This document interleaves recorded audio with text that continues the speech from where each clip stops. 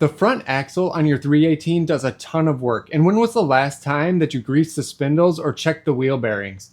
If it's been a while, this could be the most satisfying fix that your tractor has had in years. And trust me, you'll feel the difference when it's done. In this video, I'm gonna bring you along as I do the full front axle service on my 318. This includes greasing the spindles, checking the wheel bearings and repacking them with fresh new grease. It's that basic maintenance that's generally pretty easy to do, but it gets overlooked a lot, and that can cause for rough steering and premature wear on the front end parts. So let's get into it. The first thing I'm going to do is grease up these spindles, and for that I'm using this lock-in lube grease gun that I just got, and this isn't a sponsored video. I just purchased this because it looked really cool. So I loaded this up with a Traveler's multi-purpose grease that you can see here, and that should be perfect for the light duty work that I'll be mainly doing with this tractor. So let's get this hooked onto that axle.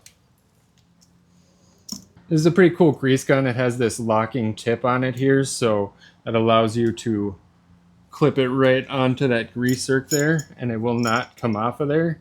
So that allows you to get both hands on your grease gun for pumping in that grease. And then we just go ahead and pump that grease gun until the handle gets solid, and you can see right there some grease starting to come out around that spindle. And then we can just go ahead and release that, and of course have a towel on hand, clean up the mess, or else you're just going to get a bunch of dirt accumulating in where that grease came out. I can give you a little bit wider shot on this side, show you, of course, there's where that grease fitting is, and we can just lock that on, and then show you how this pumps up. And then you can see right there it's starting to get stiff, and that should be all that's going to take. And then of course, while we're here, we're going to just want to jump up here to the power steering bushing grease zerk and make sure that that's nice and greased as well.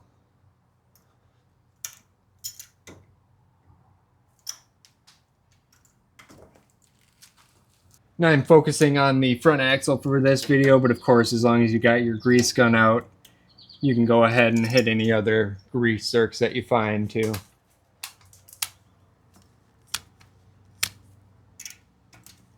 Now that we have the spindles all greased up, we want to get to these wheel bearings. So now we just got to jack up the vehicle, and for that I am just using this normal automotive jack since I'm going to be needing to remove the tires. I don't want to use the specific lawnmower ATV jack that lifts up by the front tires. So you just get this jack underneath the middle of the axle and then lift it up.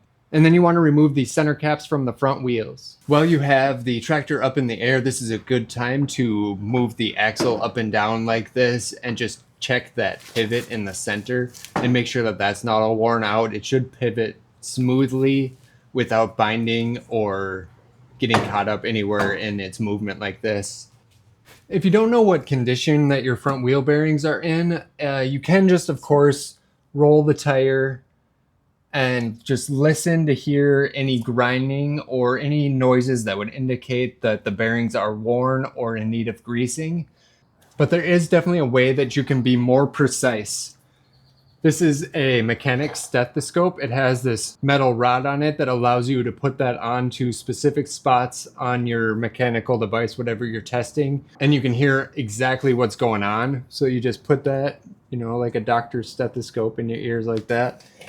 And then you can put that right on the middle of that spindle sticking out on the end of the hub there. And then when that's touching that metal, when you spin the tire, that will allow you to hear exactly what that bearing sounds like in there. And I would show you what it sounds like, but these bearings are actually perfect. They're not making any noise at all, so it's not anything that I can show you right now. But so even though these bearings do not need service at all, I will take this apart and show you the whole process of how to service these bearings.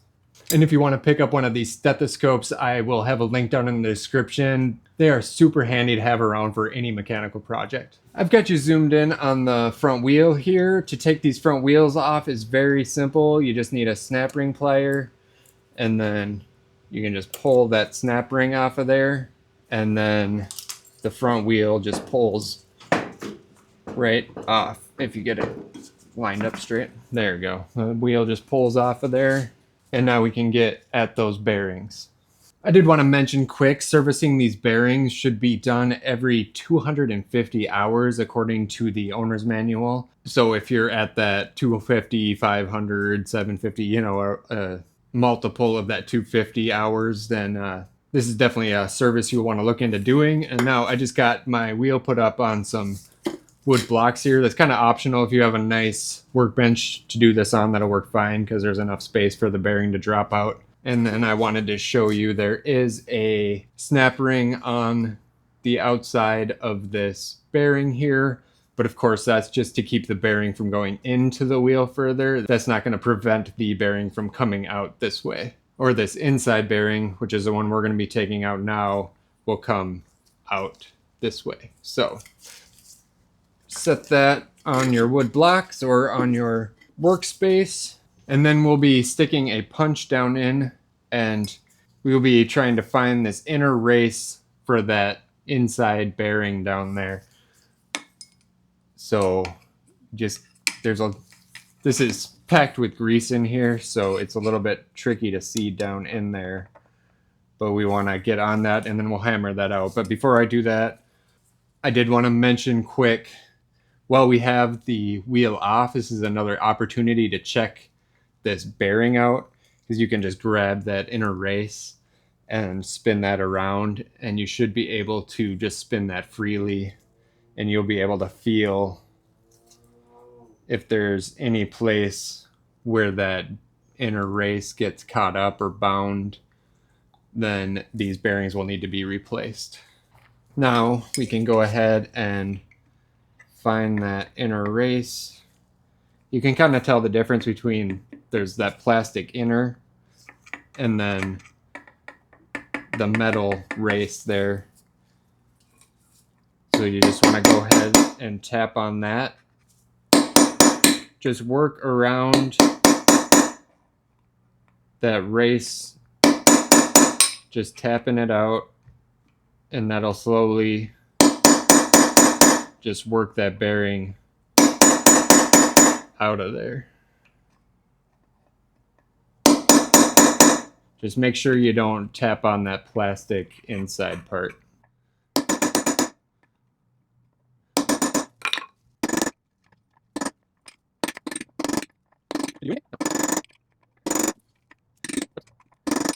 I'm going to take the snap ring off.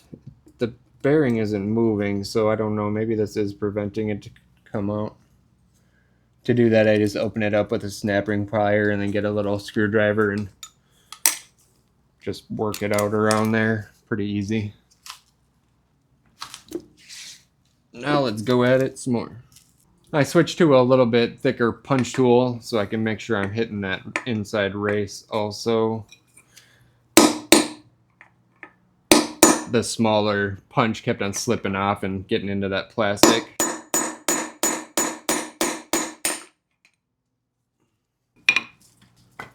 Oh, maybe I was wrong. Maybe that snap ring plier does have to come off, because that bearing popped out real quick after that. But if you can see there, if you hit that plastic, it just bends that in, and then that bearing is shot. So now we can go ahead and replace this bearing, and we got to clean all the old grease from inside the hub here and then replace that with nice fresh grease. All right, so I got all that old grease cleaned out of there, and now I got my new bearing here. It's the same as the old one, same part number. The old one has that little groove in it for the snap ring that the new one does not have, but everything else is the same, so I think that is just how it is now. There is the part number for the bearing if you need it, and I will have a link in the description as well. And now usually I would throw this bearing in the freezer overnight before I did this job, but I was not planning on doing the bearings. I didn't think it was going to wreck it that bad taking it out, since according to the manual this was a serviceable part, but obviously that's a sealed bearings. So if you're just doing that 250-hour service on this, then you would just be cleaning out all the old grease from inside the hub and then probably just leaving these bearings in there, since you can't repack these bearings anyway. Freezing the bearing just makes the bearing retract in size a little bit, so then it fits a little bit easier into the hub, but it shouldn't be that tight of a fit anyway. So I just have this cheap bearing punch whatever kind of set here, so I just grabbed one that seemed to fit the bearing all right. I typically like to have it so this smaller end of the bearing tool actually fits into the bearing itself, and then it helps it center it a little bit, but this is the smallest one I have and it doesn't fit into that, so I just went with the size that fits over the whole bearing. So now you just make sure you get the bearing as level as possible, and then just lightly tap that in there. And it should kind of self-center itself or self-right itself as it goes in there. So if you're a teeny bit off to begin with, it should be fine.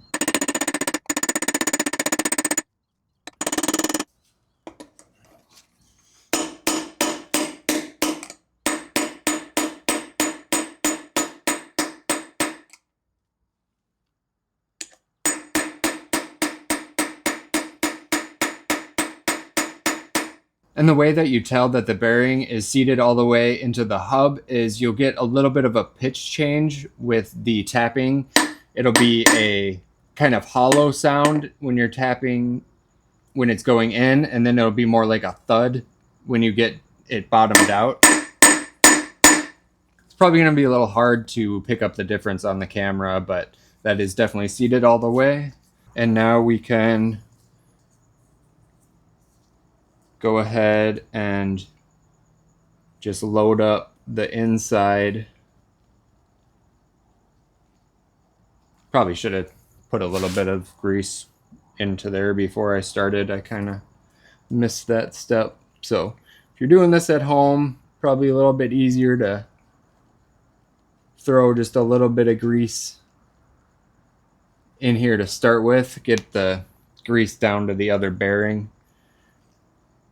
and then it'll be a little bit easier. So what you're looking to do with this grease is there's a space between this inside bearing and the outside bearing.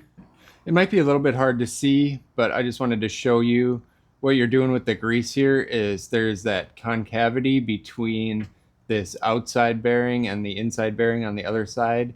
If you can just see a little bit of yellow in there. So there's like maybe 3 inches of space between this outer bearing and the inside bearing down there. So we just need to pack that whole inside with grease. So just to the lip of the bearing is filled with grease. There's a little bit there, obviously. You don't need to pack the whole thing because you still got to get the spindle through there, but just make sure that whole outside is lined with grease all the way to the lip of the bearing.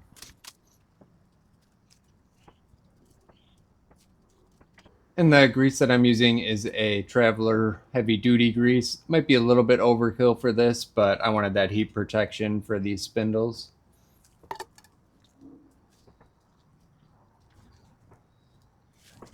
does take quite a bit to get that whole cavity filled up.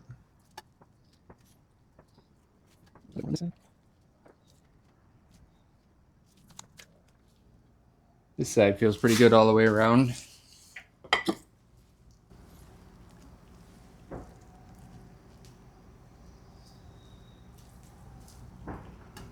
Still a little bit missing on this side.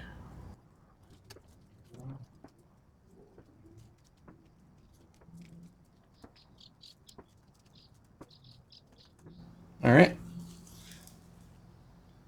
Feels like it's all full. Just wipe some of this excess off and get it in there. And then we can go ahead and just wipe the outside off. We can leave a little grease on the face of the bearing. It'll not be an issue. And of course, if you are doing this because your bearings are bad, then you will be replacing both sides. The other side will be easier to get out. You can use just a socket to hammer that other side out because you'll have good access to it. And then, of course, it'll press back in the same way, and then just grease the whole thing after you got both of them. The bearings that I got did come with 2 of them, so it's no issue. But now it's ready to go back on the tractor. Before we put the wheel back on, just make sure that this spindle is completely cleaned off. They get dirt up in this dust shield or back shield, however you want to say that. So just make sure all that dust is cleaned out of there. And then make sure that all the old grease is cleaned off. And now is a good time also to just check for any burrs or any deep scratches on this spindle. This one feels really nice, but if you have anything that catches your finger as you run across it, you just take some sandpaper and knock it down. Unless it's really bad, obviously then that'll need to be replaced. You can let me know in the comments if you want a video on how to replace anything else on this front end. I got a parts tractor, so I can show you how to take any of this stuff apart too if you want. And then just take and put just a thin layer of grease on that spindle. Make sure everything slides on really nice.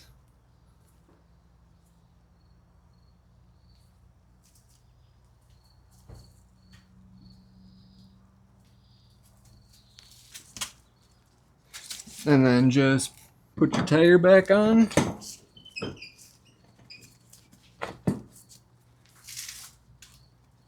And wipe off any grease that comes out. You don't want to go too crazy. You can leave a little bit of grease on the outside here just to help protect all that. Then I cleaned off that snap ring too, so that's good and fresh to go on. Cleaned up the dust cap the best I could. That textured plastic really holds on to that dirt, but looks pretty good. Just pop that back on, make sure it's seated right. Then you can go ahead and drop it back down. It's all ready to go.